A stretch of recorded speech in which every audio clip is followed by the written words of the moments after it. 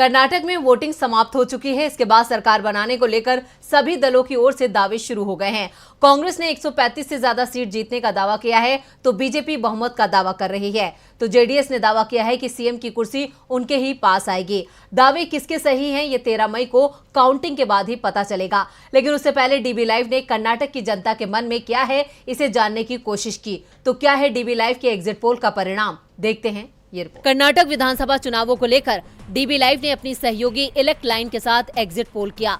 राज्य के 17,024 लोगों की राय ली गई। हर विधानसभा क्षेत्र के 76 लोगों का हमने पोल कराया और उसके आधार पर जो परिणाम आए उसमें दिखाई दे रहा है कि कर्नाटक अपने रिवाज के साथ जा रहा है। डीबी लाइव के एग्जिट पोल में कांग्रेस को स्पष्ट बहुमत मिलता दिखाई दे रहा है। राज्य में कांग्रेस को 134 से 152 सीट मिलती दिखाई दे रही है। पिछले चुनावों की तुलना में कांग्रेस को कम से कम 55 सीटों का फायदा होता दिखाई दे रहा है, जबकि बीजेपी को इस बार जबरदस्त नुकसान का अनुमान है। बीजेपी 46 से 64 सीटों के बीच सिमटती दिख रही है, यानी कम से कम 40 सीटों का नुकसान बीजेपी को दिखाई दे रहा है। जेडीएस को 19 से 29 और अन्य को 0 से 4 सीट मिल सकती हैं। अगर क्षेत्रवार स्थिति को देखें तो कोस्टल कर्नाटक को छोड़कर कांग्रेस हर क्षेत्र में बीजेपी पर भारी पड़ती दिख रही है। हैदराबाद कर्नाटक की 30 सीटों में से बीजेपी को 4 से 7, कांग्रेस को 22 से 25, जेडीएस को 0 से 2 और अन्य को 0 सीट मिलने का अनुमान है।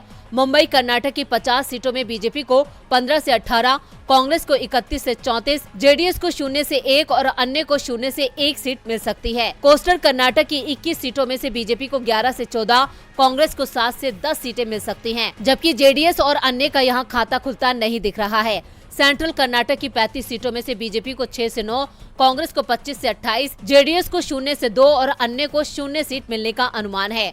ओल्ड मैसूर की बात करें तो यहाँ की 56 सीटों में बीजेपी को 2 से 5, कांग्रेस को 32 से 35, जेडीएस को 17 से 20 और अन्य को 0 से 1 सीट मिल सकती है, जबकि ग्रेटर बेंगलुरु की 32 सीटों में बीजेपी को 8 से 11, कांग्रेस को 17 से 20, जेडीएस को 4 और अन्य को 0 से 2 सीटें मिलने का अनुमान है।